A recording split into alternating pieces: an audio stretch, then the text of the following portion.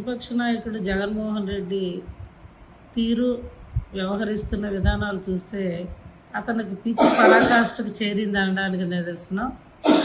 తల్లిని చెల్లిని ఇంటినింటి గెంటివేసి మహిళలపై ఆయనకున్న ఆత్మ గౌరవం విశ్వాసం ఎటువంటిదో రాష్ట్రంలో మహిళలంతా మొన్న జరిగిన ఎన్నికల్లో ఓట్ల ద్వారా బుద్ధి చెప్పారు.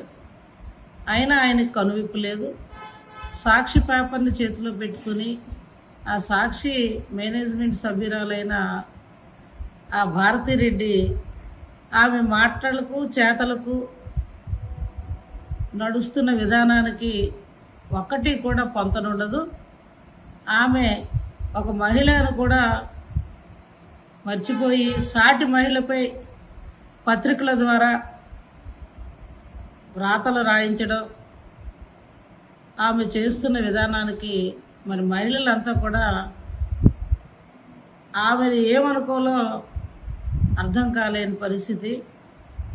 నిజంగా బాబాయ్ గొడ్డలతో చంపి దానిని ఆనాడు చంద్రబాబు గారిపై నెట్టివేసి ఎలా వ్యవహరించాడో వాస్తవాలు ఏంటి అనేవి వచ్చిన తర్వాత రాష్ట్ర ప్రజలంతా కూడా కూటమికి 160 సీట్లు గెలిపించి 11 సీట్లకి పరిమితం చేసిన ఇవాళ ఇంకా బుద్ధి రాలేదు.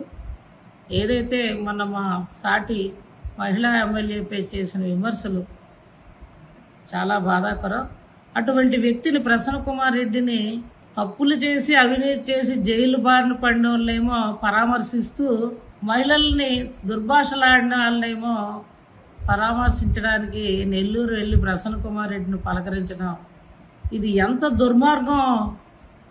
మరి ఇటువంటి వ్యక్తికి ఇంకా భవిష్యత్తులో ప్రజలు బుద్ధి చెప్తారు.